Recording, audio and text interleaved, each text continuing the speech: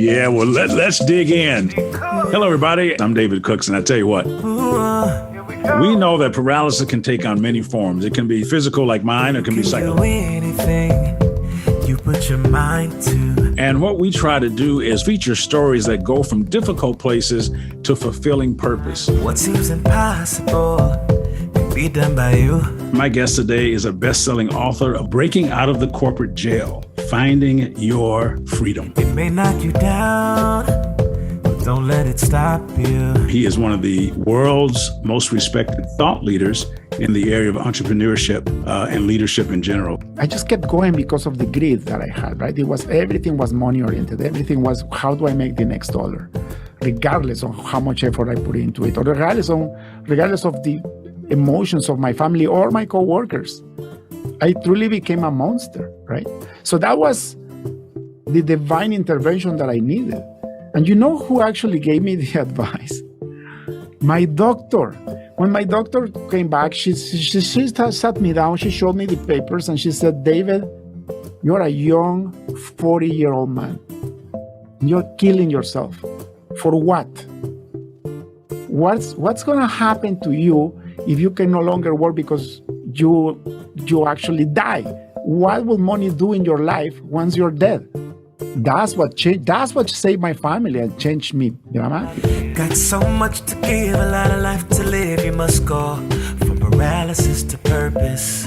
Get your pen and paper out. Yeah, I'm taking notes. Paralysis to purpose.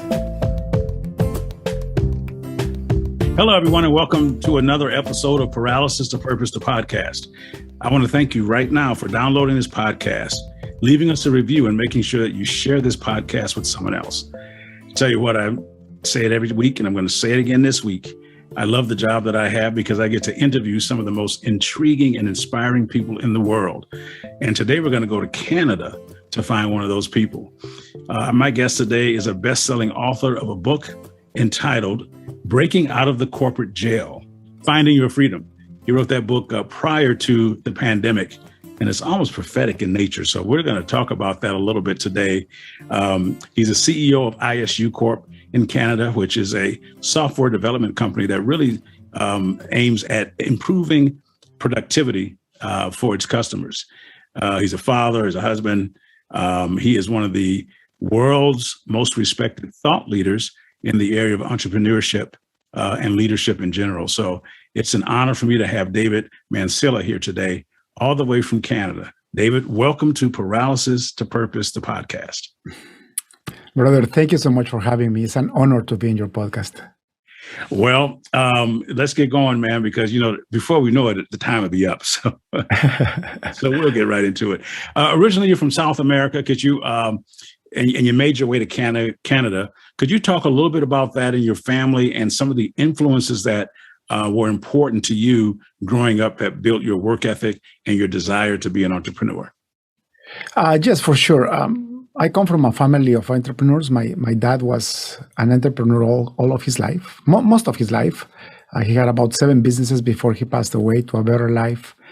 My brother is a very successful entrepreneur in Canada. We're 5 siblings, and all of us are entrepreneurs. It's crazy now that I think about it. But my father set a very good tone on how to do that. It's funny though, because when I actually started my second shot of having a business, he saw how happy and successful I was in the corporate world. So he actually advised me against it. He said, what are you going to do? You're going to suffer again and try to make sense meet and sales, marketing, accounting. He said, you're happy there. You're a top level executive in these companies running software teams and doing all this. And what are you doing? So little did I know that he was actually testing me to see if I really had what I needed to become successful. Because then I actually, despite what he told me, I actually opened my own business. And when I was really, really ready to quit at least 4 times, I will come to him and ask him, Dad, I'm done. Like, you were right. This is too much. And then he will always tell me, are you still getting paid by your own business? And I said, yes. And then he will say, can you still pay the rent? I said, yes. And do you still have somebody working with you? I said, yes. Then suck it up and keep going. He always had the same answer. 4 times I asked him because I was about to quit. Wow. I'm like, you know what? I can always go back to a beautiful corporate job and have a 6-figure salary and have a corner office. And I know how to do that. I knew how to do the corporate politics. And I was brought up in that environment. So the word resilient comes to mind when I hear that story, and that you were looking to quit a number of times. You just thought it was too much. And you got that great advice of, you're right there, you need to keep doing it. When you wrote your book about breaking free from the corporate jail, you lived that book. That was a book that could have been an autobiography. Could you talk a little bit about what your grandfather was talking about that resiliency, and more importantly, about happiness?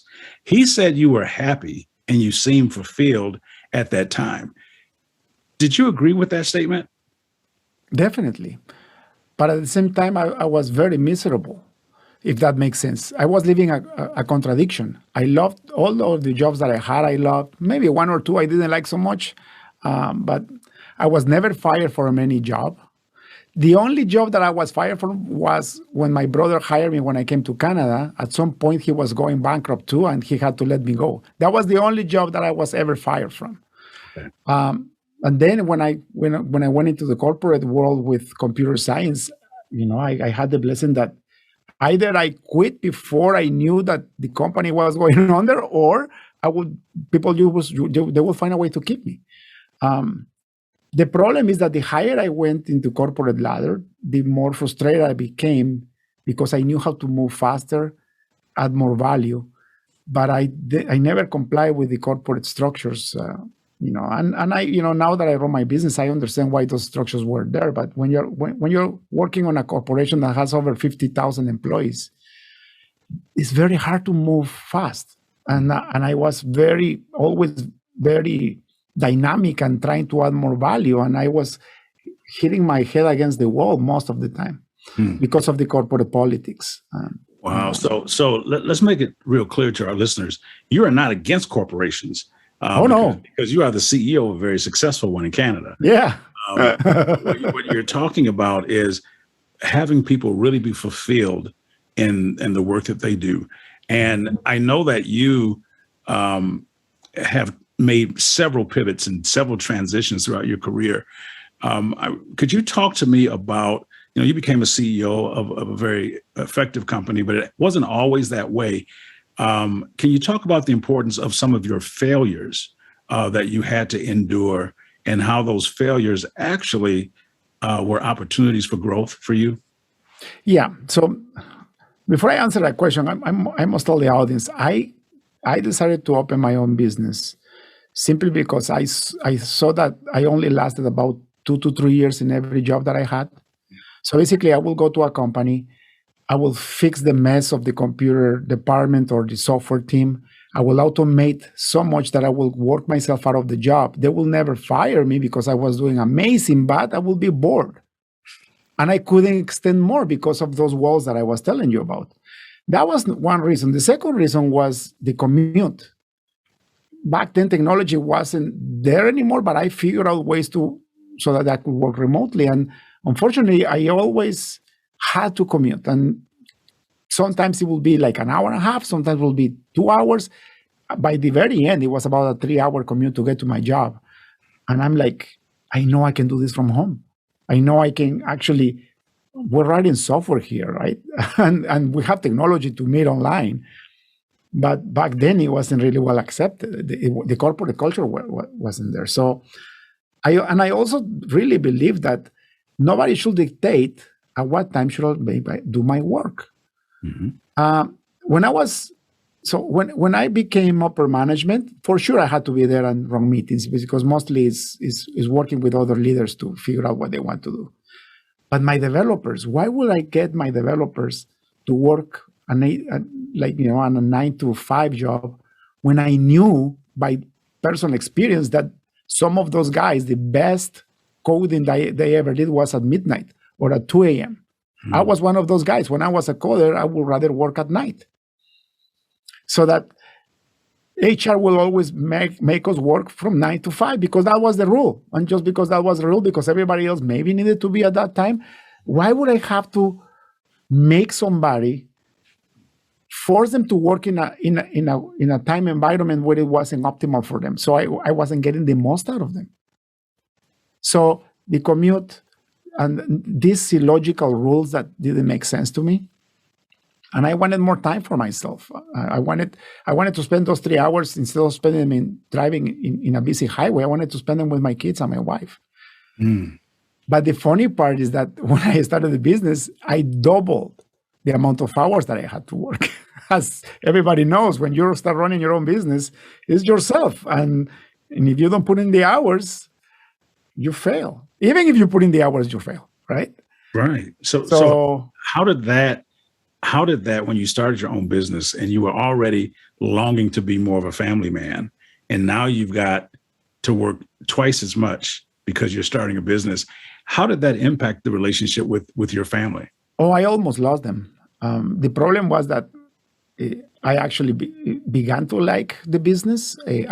As when I was getting more success, when I was able to implement my own rules, and I started giving freedom to my developers, when I started excelling, when I started building a nice culture, more people wanted to work with me. So I got more, I got more clients, but I was very, very bad at delegating.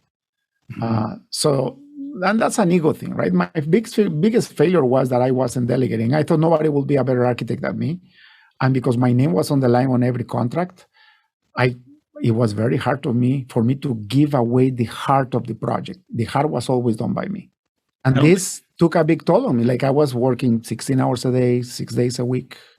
I must say, though, that I try to respect the weekends. And that's something that came even from before, even at corporate jobs. Like I will tell my bosses, I will, you can get any time from me from Monday to Friday, but don't touch my weekends. That's my family's. And I try to respect that in my own corporate business. But when I started to break that rule is when I almost lose my family. Wow. So how you handle success will determine how much success you can handle. And you didn't handle your success very well, and it almost cost you your family. How did you not lose your family? Actually, I wish I was doing like transitional change little by little. The more I grew, the more money I accumulated, the more my ego grew, and the more the love for what I was doing, to the point that I neglected everything. And then when I hit 40 years old, and I realized that the partnership that I had wasn't working, and I thought that everybody was against me, and that I couldn't accomplish that I was set for me to accomplish, to have more time and to get rid of the commute, because turned out that I was traveling again to the big cities to get the job. So one time we got a client, a huge client in Toronto, and I ended up going there every single day again, all my own business. And this time I remember it so clear. And it was a blessing, by the way, because it was February. There was a huge snowstorm. And I was stuck in traffic for about 2 hours, halfway through my client site. And then I saw an orange helicopter lift up bodies from the highway. And the ambulances came, and there was a huge ice storm. Then it became a snowstorm. And then my phone rang. And I had this habit of keeping my phone on with notifications. It was BlackBerry back then. And then I felt a huge pain in my arm that went all the way up to my heart. And I was having a heart attack. That's what changed. That's what saved my family and changed me dramatically. So I got really scared. I drove back. Thank God the way back wasn't that bad. Went to the doctor. The doctor sent me to the hospital. They run all kinds of tests. And sure enough, I had a heart attack. That's when it hit me. But it was subconsciously. I wasn't really facing the failure. I just kept going because of the greed that I had, right? Everything was money oriented. Everything was, how do I make the next dollar? regardless of how much effort I put into it, or regardless of the emotions of my family or my coworkers. I truly became a monster, right? So that was the divine intervention that I needed. And you know who actually gave me the advice? My doctor. When my doctor came back, she sat me down, she showed me the papers, and she said, David, you're a young 40-year-old man. You're killing yourself. For what? What's going to happen to you if you can no longer work because you actually die? What will money do in your life once you're dead? Think about your family. And she was our family doctor, so she knew everybody. It's like, you have two options, she told me. I'm going to give you these pills. And if you have them for more than a month, you're going to get addicted to these pills. But these pills will allow you to keep the same level of stress and crap that you're doing. And it's going to keep you alive. But you're going to be addicted. And then you're going to lose everything else you have. Or I have a better option for you. Change your lifestyle. What you're doing is not worth it. So that was the cold shower that I needed. It was like somebody, like a professional boxer, smash you in the face, and then everything comes down. Like the veil was off, and I quickly remember going down to my wife, apologizing to her. I apologized to my kids. I took a plane the next week to Atlanta, where my partner was, and I had a hard conversation with him, and I told him, "Listen, brother, I failed, and our relationship failed, and here is everything." So I gave everything that I had, the clients, the employees, everything. I just kept, I think I kept about 5-6 guys on my VP of operations. We were two companies that were working together, so we were partners, but we were still have some kind of independence. And so I left all the millions of dollars in sales and everybody. And I told my wife to get the kids out of school, that we needed to reconcile. By now, it was already April, so we decided to leave in May, and we bought one-way tickets to Thailand. My wife took the kids out of school. One was in grade 10, the other one was in grade 6, and in Canada, school finishes in June, so I didn't really care if they would lose the year or not, because I needed to gain them back. Went to Thailand. I brought my laptop and my phone with me, but I told my VP of operations, Felix, he's still with me. He's amazing. And I told him, brother, we may not have a business when I come back. Basically, I gave up 95% of the revenue by breaking the partnership. But it's either that or I die or I lose my family. When you realized that you had made a mistake and that you were on the wrong path, you were willing to sacrifice everything to gain your family back. And oftentimes I believe that you can tell the quality of what you're trying to achieve by the quantity of what you try to sacrifice. And clearly your family meant everything to you, because you told your partner, we may not have a business when I come back, but I'm going to have my family when I come back. And that is, you have to do extraordinary things to get extraordinary outcomes. So what happened when you got back from Thailand? So I wish I could tell you that everything was beautiful and happy after that, but I was just beginning to change. The truth is that, I knew that I had to change something. My doctor told me that I should get a hobby that lower my stress by doing the hobby. So I while I was in Thailand, I became a professional scuba diver. So remember, a high performance individual, I couldn't just sit down in a hammock drinking margaritas all day. I actually got there after a week. I joined a scuba diving club, and I was scuba diving 3 to 4 times a day. But that actually taught me how to breathe. It taught me how to lower my stress, because if you are under stress, under 30 meters of water, you actually die, right? And I was so blessed, brother, because it was the end of it was low season in Thailand. So I got the best instructor in the academy, and he taught me twice as much as the course will teach, because he had no other clients. And funny part is that himself, he was a survivor from the corporate environment too. He was in real estate stock market in London, England, and during the crash, he lost everything.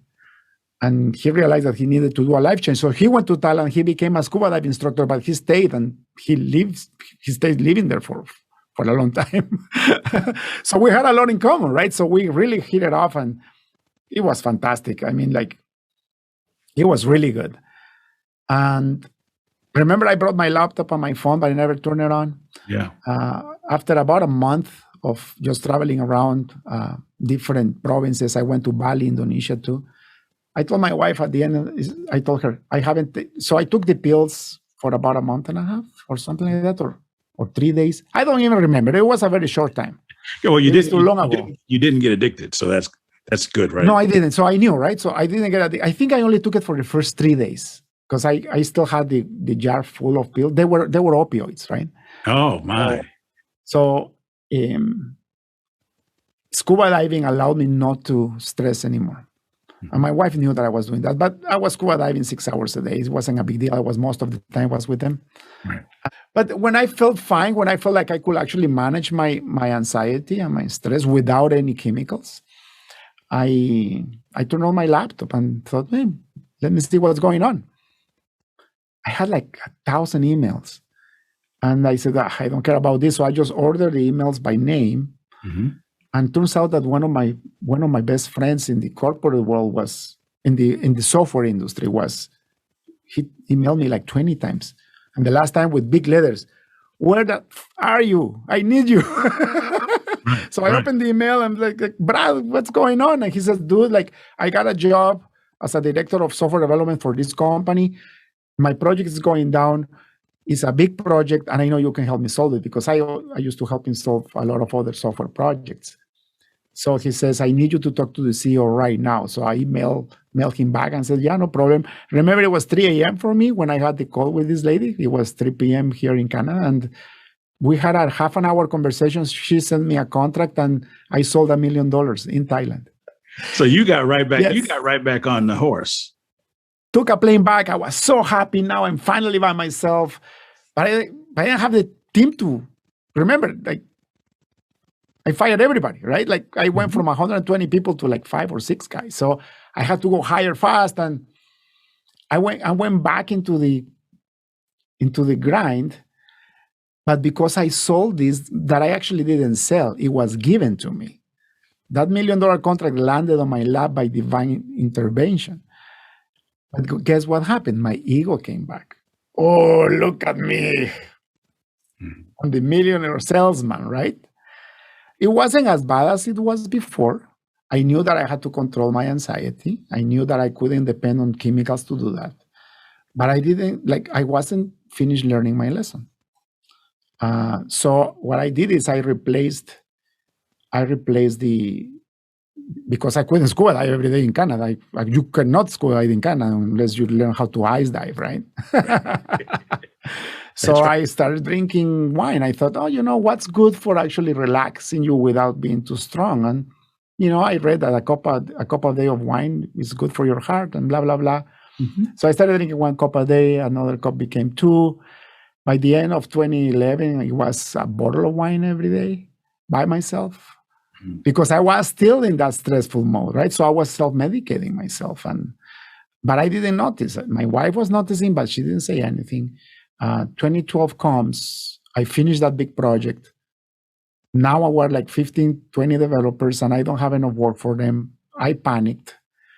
What am I going to do? I still blamed everybody. One of my former clients, he pulled something very bad on me and he tried to steal the team and he left owing me $60,000 and I got so angry and I was still blaming everybody for what was happening to me. I go to my lawyer and said to my lawyer, I want to sue him and he's got to pay for this. And you know what my lawyer said? He said, David, use your money that you're going to pay me to go after this guy and use your energy and find a better client. surrounded by angels. My success is not me, brother. It's like all the people that God puts around me. So I got so frustrated, but he's the only lawyer that I trust. Now you know why, right? Yeah. Huge heart. He was because looking, that was his job, right? His job is to make money to sue somebody else, right? But he knew or it was his job to make sure you were okay. Because ultimately that was his job. So I think I heard or read something, it may have been in your book or in one of your interviews, that life is not an event, it's a journey. Yes. And you really have just begun to talk about the journey. And we're going to fast forward a little bit because you started a company and you learned a lot of lessons along the way. And once you started your company, you really became more about personal growth and development versus greed. And you got to this point. Can you talk about building that culture and what you were trying to build now that you've gone through almost losing your family, coming back, having to figure out how to get off the wine, you're about to sue someone and not be sued, and now you hear from the lawyer, you need to focus your resources on doing something better. Can we talk about that and the culture that you begin to create at your new company? Yeah. So I had to scale back again. I was almost bankrupt again. I couldn't find enough clients to supply for the developers that I had. So I went back to like 7 guys. It was December 2012. You usually take that week off between Christmas and New Year's. And one night I remember, I think The Walking Dead just came out. So I asked my family if they wanted to watch with me. Nobody wanted to watch it with me. It was like December 27th. It went down and I ended up watching all night, drinking alcohol, just having fun, right? By myself. But I didn't notice how long I was down there. When I went up to the kitchen, it was like 7 a.m. And what really scared me that I wasn't even tipsy. I got really scared. And then I look at myself in the mirror. I was 40 pounds overweight. Half my hair was gone. And then I realized that I was killing myself again. So what I did is I realized that it was me. It was not my bad business partners or my bad clients or my bad developers or I blamed everybody but me. When I saw that was the second silver lining, the second wake-up call. I finally saw myself in the mirror and what I was doing to me. And my lovely wife, she never complained. She was always supportive. So what I thought is the only thing that I know is that by moving, I can release. So I joined a gym membership. I didn't do any exercises for like 10 years before that. And I was so blessed that my nephew was very much into bodybuilding. So he sent me an online course with this trainer called Chris Getting, which transformed me. So I didn't have any work to do anyways. We went down to like 3 clients. So I didn't want to go sell because I knew I had to fix myself. So what I did was I joined this gym membership the first time in 10 years. I follow Chris Getting, and then he has this 12-week program that is very strict. And you're supposed to work out about 2 hours a day, every day, 6 days a week. Start going there. We're supposed to go on the treadmill for half an hour. I would walk and run on that treadmill for 3 hours. What I did is I started listening to podcasts. I started listening to online books. I started finding mentors online like Tony Robbins, Tony Hsieh from Zappos, Richard Branson, Andy Stanley, Joel Osteen. And when I started listening to this wisdom, by the way, I never read books before that. I just broke down. So I actually had to buy a sweater with a hoodie so people wouldn't see that I was crying. So I ended up crying like for like a month every single day. But I was very strict with the exercise. I quit alcohol like in a bit. That's where I realized I wasn't an addict yet, thank God. Because it was a very strict program and they even told you what to eat. And that's what I needed. I needed discipline back in my life. So to make the long story short, in 3 months, I went from like almost 200 pounds to 159. from like 35% body fat to 12% body fat, 10% body fat, something like that. And but I started to heal my wounds, my internal wounds. And I did something else too. I realized that I wasn't a good leader and I didn't know what I was doing. So I joined a program, a leadership program in the United States. It was specifically for technical people that want to become big CEOs or big leaders in big organizations. So that took me a year. So that year, 2013, from working out, reading books, listening to podcasts and audibles, and going to this leadership program, I graduated in December 2013, and my life changed. That's when I really realized that I needed to change the culture, starting with me, because the leaders are the ones that set the culture, right? Yeah, that's right. So we're going to take a really quick break and come back and talk about that culture that you built, and also the importance of healing from within before you can help other people. So we'll be right back right after this break with David Mansilla to talk more about his journey from paralysis to purpose.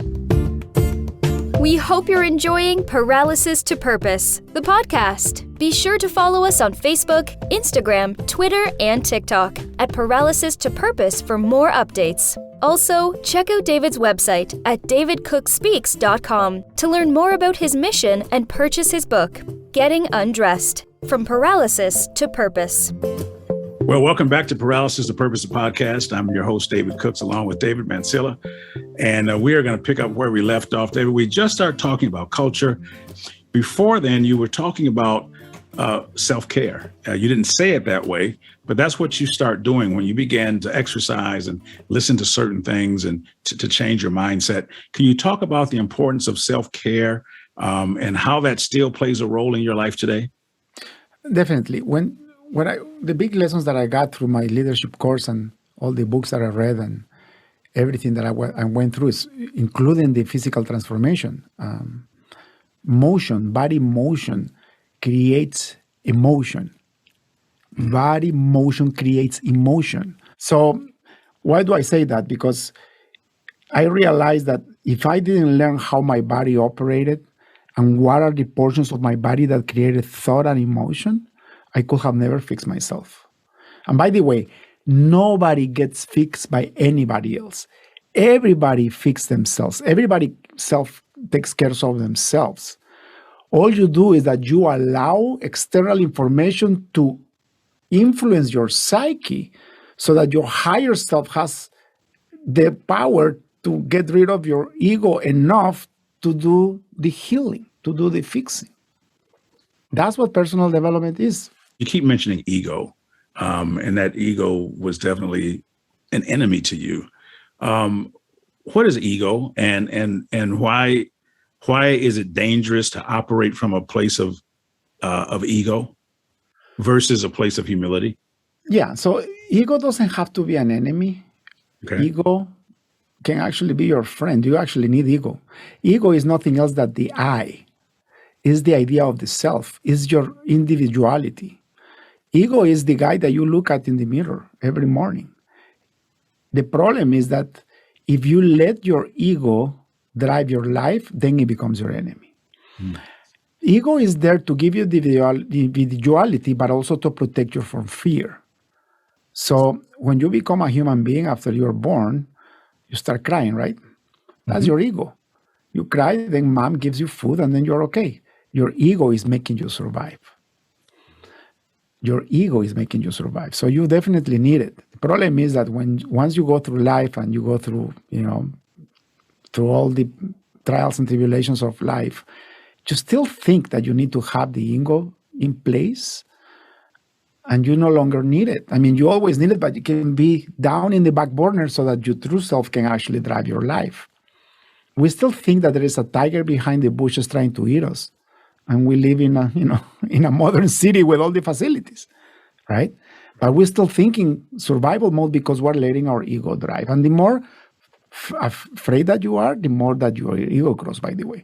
And then your ego grows so much that then you become arrogant. And arrogance is the guy that thinks that has it all and is better than everybody else. But if you peel off that onion, what you find is somebody very afraid. That's all it is. Ego rises from fear. That's in your core. And it's natural because it's what makes you survive, right? So ego, you said, rises from fear, but it's natural because you want to survive. Self-preservation is part of the human psyche. But it's at what cost will you do that? That becomes the question. Ego is another tool, right? You have your hands, you have your head, your legs, you have your emotions, your thoughts. Ego is just another tool that you need to use once in a while. But most of us, most human beings don't know how your body operates, so they allow the ego to run. And how do you allow the ego to run? By not controlling your brain. If you allow your brain to be in control of your life, your brain has this one mandate to make you survive above all. You know why the news are so negative and everything that they are trying to push you is negative? Because the advertisers know this. So they put you in the scarcity mode. They are going to tickle your primitive brain, and your primitive brain will make your ego come out. And that's how you buy stuff. You think you buy stuff logically? No, you buy it out of emotions. And a lot of the times it's negative emotions. Get that brand new car. Why? Because you want to look better than the neighbor. Why? Because I'm not good enough, so I think I won't be loved. So I have to pretend to be better than everybody else. It's fear. You talked about scarcity and how so many things cause people to operate out of a place or a mindset of scarcity. The opposite of scarcity is abundance. I'd like for you to share about abundance and what that means to you. And not just, I think sometimes people think abundance is just about money. And I don't think it is. Abundance is the natural state of the universe. If you look at the environment, if you look at the world, you live a city, you live a concrete-based city alone for enough years with no human contact, everything flourishes. Trees come back. Have you seen that even in paved driveways, nature has a way to flourish? Because the universe is abundant. We make it scarce with our beliefs. That's it. Abundance is a state of mind. And I'm going to prove it to you this way. Scientists have been able to, they have always been trying to figure out how many cells there is in our body. Once we discovered that we have these tiny things called cells, they were trying to figure out how many do we have, right? Our curiosity is amazing. The last known predictable estimation, because it's only estimation, is 37 trillion cells. Trillion with a T. A trillion is 1,000 billion. We have 37 of those. Now, did you know that cells are independent and they choose to collaborate with each other to create your organs? So that you are a walking universe. Your body is abundant. How much does your body cost? There is no money in the world that can buy your body. You said a number of things. First, you said that abundance is nature's natural existence. And then you just said, you are a walking universe. So that means that when you really come to know who you are, you should have abundance spiritually and with your health, relationships, financially, whatever you are walking in, you should be bringing abundance to that and getting abundance from that. Is that right? Exactly. Now, we just talked about the ego. Why do you think we're scarce and we think that everything is limited and everything there is not enough for everybody?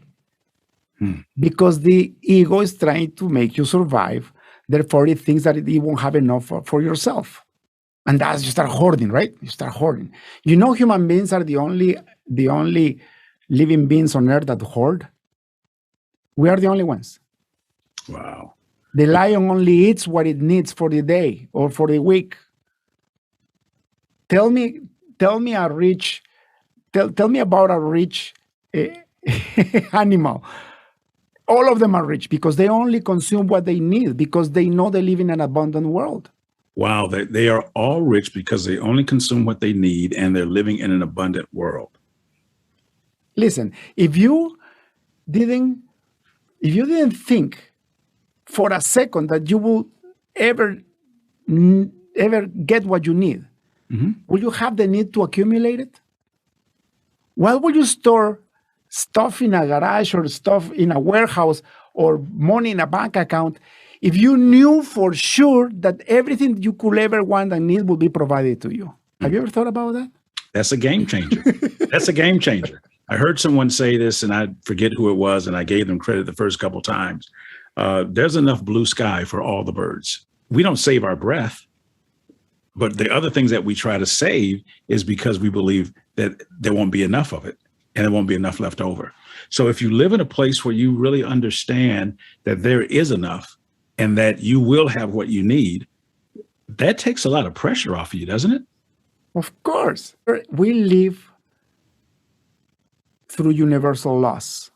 And I encourage your audience to go and figure out what those universal laws are. I'm going to give you a couple of ones. The first one is the law of gravity. By the way, these laws exist, and scientists can prove them, measure them, and use them to our advantage, but nobody knows how they got there and who made them. But they are there. Yeah. Like the law of gravity, right? You also have the law of giving and receiving, which says, if you give out of your heart unconditionally, there is nothing but blessings that be received. Wow. There is another law that is underneath the law, that is the law of sowing and reaping. That law is very simple terms is, if you plant apple trees, there is no way you're going to get bananas or pineapples, right? No. You're going to get apples. That's right. So that if you plant love and abundance and caregiving, you're going to get what you receive, right? But if you plant scarcity and anger and fear and discrimination and racism and all that, that's exactly what you're going to get back. That is a transformative thought. I mean, you're one of the great thought leaders, and there's a lot of principles in there, spiritual ones, natural ones, that I can tell you live by that. Sometimes people want to look down upon people who have been successful and who have lots of money, and they seem to think that you can't have money and be humble. You can't have abundance and be a good person. I don't believe that you have to make a choice. I think it's an and scenario. What do you think about that? I mean, is it possible to be a good person and be financially wealthy and have a good family and all those things? Of course, brother. Let's go back to the natural state of abundance, right? You are meant to be abundant. You're meant to have a life of abundance where you can provide for yourself and others. The problem is there is quite a few people, not the majority, but some of very wealthy people that made their wealth through scarcity still and through lying and cheating and blah, blah, blah. And people look at the outliers because, again, their ego is trying to to protect them from them. But the majority of wealthy people, and I'm talking financially wealthy people, they tend to give most of their money away at the end of the day. Right. Did you know that there is a club, a billionaire club, that Warren Buffett and Bill Gates is in it, that they are actually signing that they are going to give the majority of their wealth while they're still alive? Yeah. Through contribution. So people that think that is because, number one, they never seen abundance in their life. And number two, all they see is what the news tell them, which is those outliers of the guys that are manipulating others or they're, involved in crime in order to get wealthy. Yeah. But tell me one thing. The natural state of a human being is actually love. It's not scarcity. If you really look deep inside, we're driven by love. I'm in the point of my life where I want to make as much money as I can so that I have more to give, so I can bless more lives, I can impact more people, I can have more time to do better in the world. Because thanks to the ego-driven society, now we have this world that is completely uneven, and 90% of the world is mid-class and below. Right. A lot of the world is in poverty, in extreme poverty, right? And we can fix it if we learn how to live under the universal laws. But if you keep breaking those laws, we will never be successful. By the way, those rich guys that manipulate and steal and blah, blah, blah, you think they're living a beautiful life, dude? No. They're living a terrible life. I truly believe that heaven and hell is here on earth. And you create it by the way you behave, by the way how you learn to treat your ego and how you actually, if you find to manage to let your true self drive your life, there is nothing by heaven for you. Because you said nothing can take you down. Because your true self, you said, is founded in love, and Yes. love is giving, and that would eliminate a lot of division, a lot of strife, a lot of stress, and there is enough to go around. We're going to talk about the culture of your company. What are 2 or 3 things that were important for you as you began to make ISU Corp, that's the company that you run, a place that people want to come and work for? How did you create that culture, and what were some of the key components of that? Yes. Before my transformation, I thought culture was a bunch of meaningless words that you put on a wall that people can see so you can be proud that you have a culture, right? Yeah. After my transformation, I realized that culture is very simple. Cultures are the set of values that come from the leadership down to the last person in the company that they are used as filters to make decisions while your boss is not watching. Mm-hmm. I'm going to repeat again. It's very simple. It's the set of values that you can use as a filter to make decisions in the business while your boss is not watching. For us, have you seen these companies with 12 values and these huge missions and statements and all that? You make it too complicated. By the way, there is another universal law that changed my life. This law says that minimum effort will always give you the maximum return. So that 20% of what you do brings 80% of what you want to accomplish. If you apply that to your life, you're going to be abundant before you know it. And that's what I did with my culture.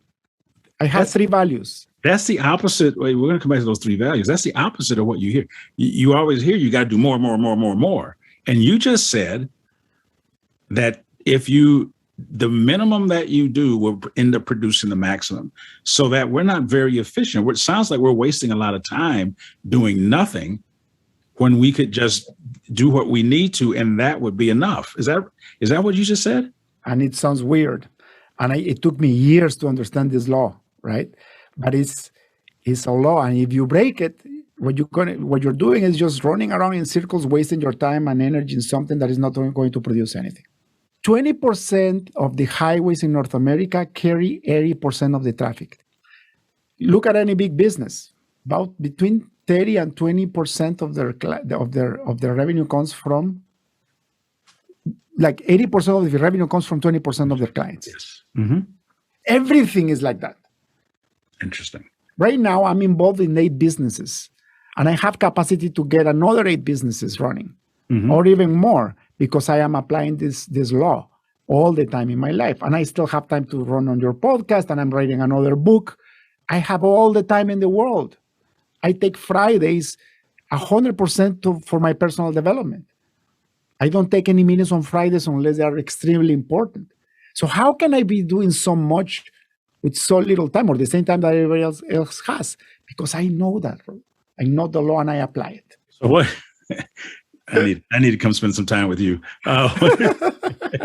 So what were you were talking about 3 things that were important? My 3 values. Culture. Yep. Using the 80-20 rule. I realized that if you are grateful just to be alive, just to have this 3D world experience, just to realize that you have a heart that is pushing oxygenated blood through all your body and gives you life, that's enough to be grateful for. Mm-hmm. So you have gratitude. Your day changes completely because you're not expecting more. You're already grateful. Do you know it's impossible to be in gratitude state and be in a hateful state at the same time? You cannot be angry and grateful at the same time. It's impossible. Your body doesn't know how to process that. So gratitude is the first one. The second one that I realized, that by the way is another universal law, is the law of growth. There is only one thing that universe does all the time, is growth. This is science fact. If you look at the universe, it keeps expanding and growing. And when one sun erupts in a supernova, it creates a bunch of other astral objects. Now, if in your life you don't grow, you start dying. That's it. That's it. Yep. That's it. If you don't grow, you start dying. So my next value is growth. And the last value, which is for me one of the most important ones, is contribution, is giving back. Okay. So now I'm happy to be alive. I am meant to grow so that I can give more unconditionally. And guess what? Contribution kicks the other law of giving and receiving, because we're giving unconditionally, so therefore we're going to get more blessings. And it's a self-fulfilling machine that creates abundance for me and my employees and my clients. On your journey, clearly you believe in accountability and in being coachable. How important are those things for people in terms of their personal growth?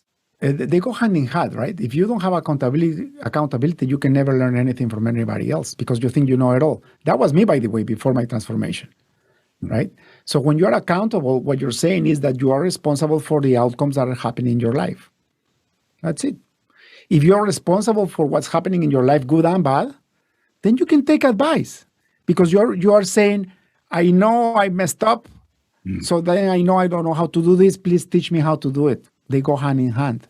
And by the way, getting a coach, getting a mentor can save you years of your life. Years and years and years. I know entrepreneurs that are 15 years younger than me, that are twice as big as me, because they had an amazing mentor that they were coached, right? Yes, absolutely. And coaches, I believe everybody needs a coach because we all, coaches can see our blind spots. They can help prevent missteps, and they can help you get there. They can help elevate you to another place. And so, but like you said, you've got to take personal responsibility and understand that you're responsible for the outcomes of the choices that you make, but also to understand that people can help you. There are three things we love to talk about on the podcast. On the road from paralysis to purpose, there are three things that I believe in. One is the importance of perspective. The second is perseverance. And the third is partnerships. When you hear the word perspective, what comes to mind for you? Whatever way you look at the world, whatever perspective you give it, that's your own reality. Whether it's good or bad. Mm-hmm. That's why I don't watch the news. Because I don't want to get somebody else's perspective on what's going on in the world. I'd rather give it for myself.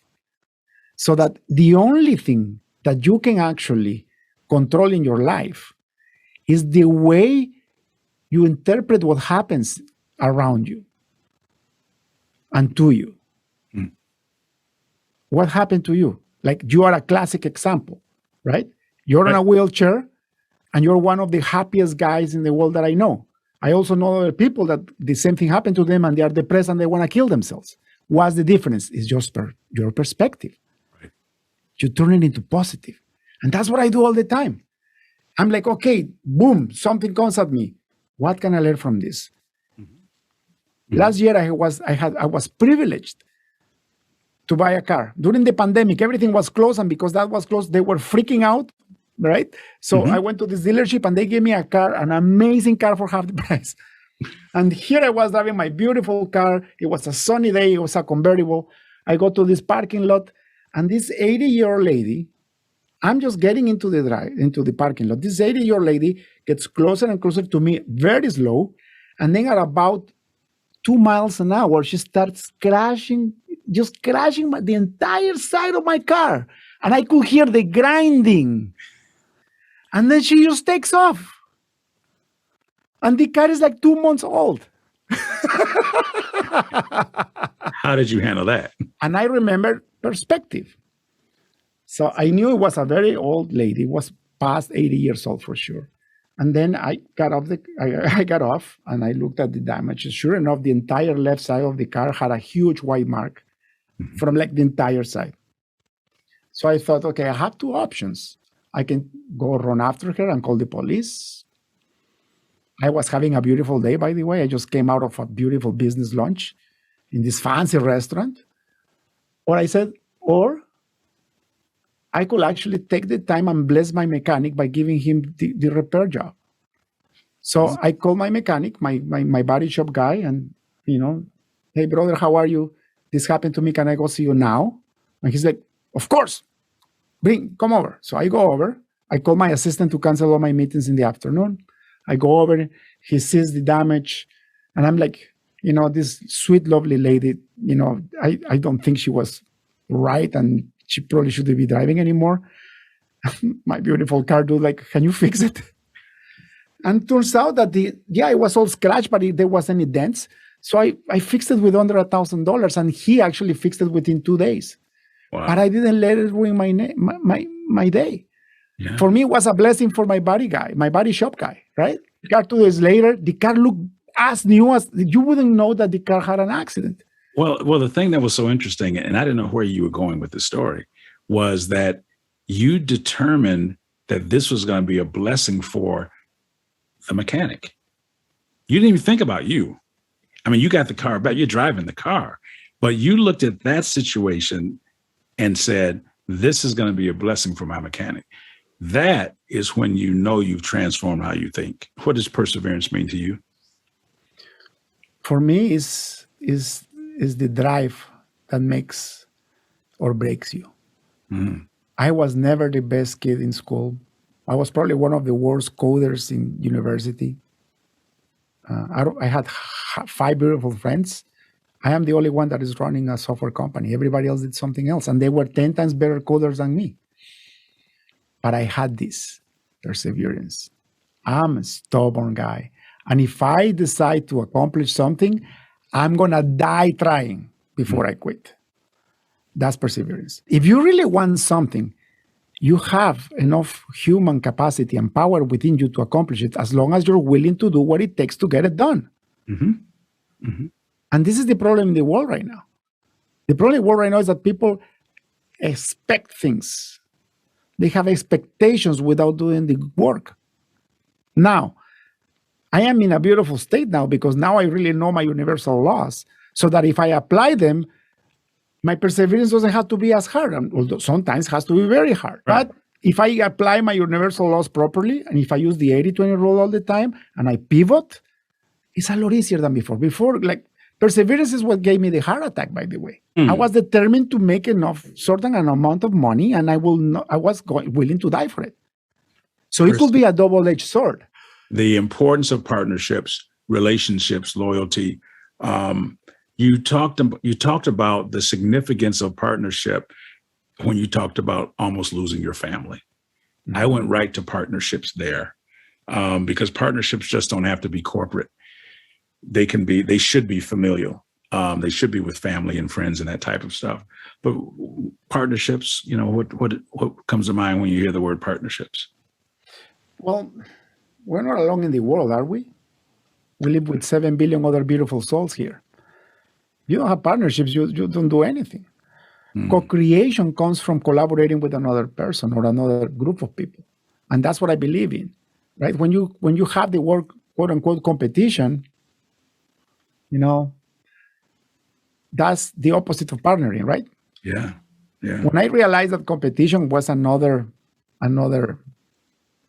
construction of the human ego, I started thinking on how can I partner? As a result, now I'm working with 2 companies that were supposed to be my competition, and now we collaborate with each other because there is so much business that we can actually transfer business to each other.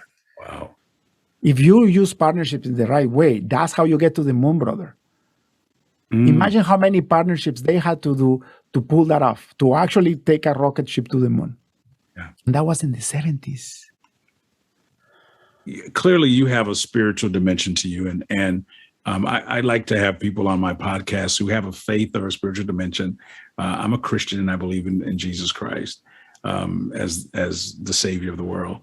And I love to have people share their faith and their spiritual experience.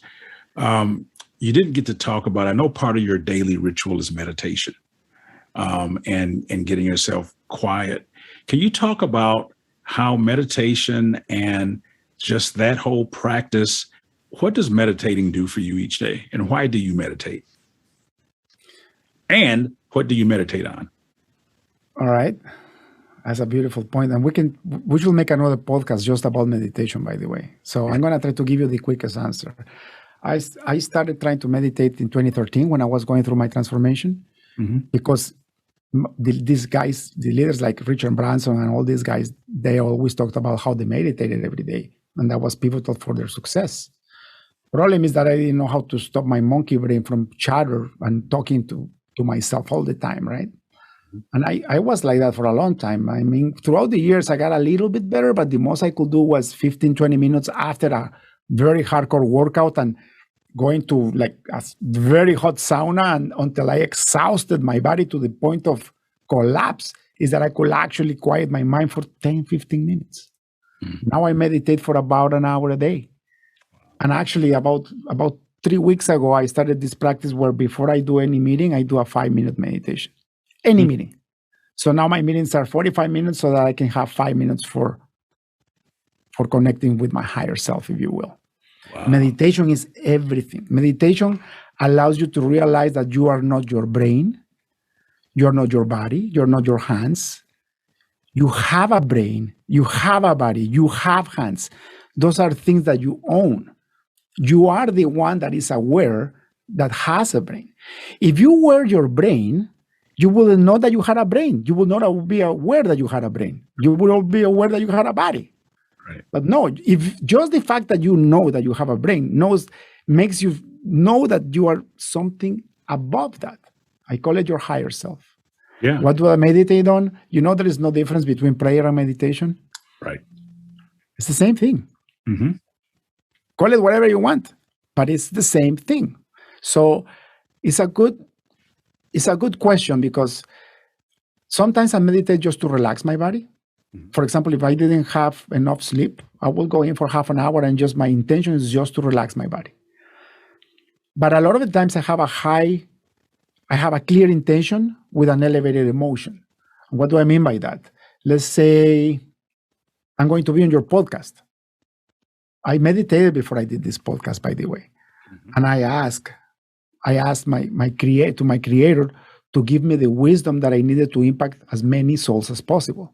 And then I gave thanks. That's the elevated emotion that makes it happen. Then I gave thanks because it's already happened. Mm-hmm. You really are what you think about and talk about most of the time. So that you can manifest heaven, or you can also manifest hell. It's entirely up to you. But as long as you're aware that that's how it gets done. And that's why I meditate, because I'm living in heaven right now. I'm going to summarize all the self-help books in the history of humanity. You are what you think you are. Wow. And you can do what you think you can do. That's it. I was going to ask you for one last thing to tell our listeners, but you just said it. Now, if our listeners want to follow you, what's the best way for them to follow you? I know you said you have another book coming out. You've got the Break Free podcast. What's the best way for our listeners to follow you? Yeah, it's very easy. Just Google my name, David Mansilla, and you'll find everything about me there. You can go on LinkedIn under David Mansilla too. You want to look at my main corporate website is isucorp.ca. And I'm here to help and serve. David, you were fantastic. Thank you for being a guest on today's podcast. And this is David Cooks reminding you, until next time on Paralysis to Purpose, the podcast, that your ability to endure is always greater than your willingness to endure. You can do anything you put your mind to. Thanks for tuning in to Paralysis to Purpose. Don't forget to follow us on social media at Paralysis to Purpose on Facebook, Instagram, Twitter, and TikTok. To purchase his book, visit davidcookspeaks.com. Be sure to tune in next time for more inspiring conversations with David Cooks. By the time we could go back to seeing him regularly, it was too late. Our talks were different now. We had the masks on, we're 8 feet apart. Things were going downhill fast. Next time on Paralysis to Purpose. I'm excited to have Mark Resnick with us today. I wasn't sure if he knew who I was. On one visit in particular, I said, "I love you, Dad. nothing. Aide wheels him down the hall. He gets about 2 feet. He stops and turns and goes, I love you too, Mark. That was the last time he knew where he was. Paralysis to purpose.